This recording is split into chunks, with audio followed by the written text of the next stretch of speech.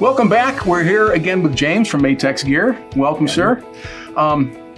James, when I was a kid, I used to have these little cars. They were like Hot Wheels cars. Sure. But they were called Sizzlers. And these, you could actually plug a little thing in there. They had batteries. They juice up, and then they went by themselves around a track. It was very neat. The bad thing about it is, and I was a little kid, I used to take things apart all the time. And of course, the little gear was like a plastic gear in there. Ran great for a while, and I'm sure they put it in there because of the weight, but eventually, I don't know, it stripped, and my car went kaput. So yeah. And that got me thinking, obviously, there's so many different types of gears in terms of, there's plastic, and there's steels, and there's brass, and all sorts. What do they all mean? Is there a real big difference between them, and when do you choose one material over another for a gear? Well, if you have requirements for lightweight, then obviously plastic is a good way to go. In our gears, it's a combination of plastic and sintered metal. It's not a true all plastic gear. We have people who have requirements for temperature, so that can affect what kind of material goes into a gear.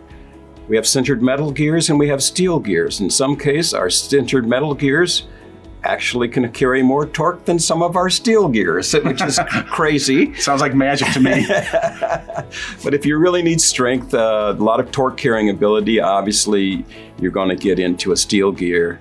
And the more torque you get, the thicker the steel is and the wider the gears are in order to handle the torque.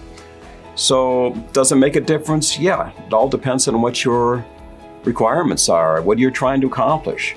And that's why we're here, to make sure that we get you into the right type of gear and the right gear material that's going to do the job for you at the best cost. Obviously sintered metal gear is going to be less expensive than an all steel gear. And same holds true for plastic gear.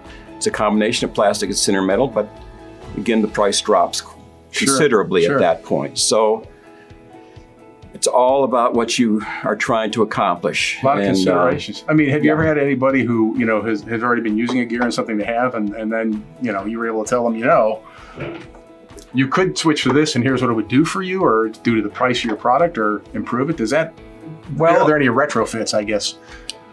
If you have a special need, for instance, we are part of the Viper program that's going into space. I guess I can say that. Oh, that's pretty neat. All right. So obviously there's special requirements for gear materials. In this case, money is not that much of an object. Of course it is, but it's not. Well, but you got to get the gear right. Absolutely. And they're coming it has to withstand the environment. Yeah. And that can be a harsh environment that's not in space. And we often get those requests too. So part of that is how you seal a gear in the housing, what conditions it's in, but all that we can help with. Just the best thing you can do is give us a call. Let us know what your specific requirements are. And if you have something that's kind of out of the ordinary, we can certainly look at it. Just be aware that if there's a lot of engineering involved, the cost goes up kind of quickly, but it can be done. We've had people come to us and say, I don't really care what the cost is. This is what we have to do. Yeah. And what can you do for us? And we will definitely work with you on something, any kind of problem you have like that. Well, nothing more needs said after that. That's a great. So, hey, check out matexgears.com and look what they have. And when you have a question and when you're ready to speak, give James a call or send an email, and they'll be happy to take care of whatever you need done. And it can all be done. It can be. Great. Call them today.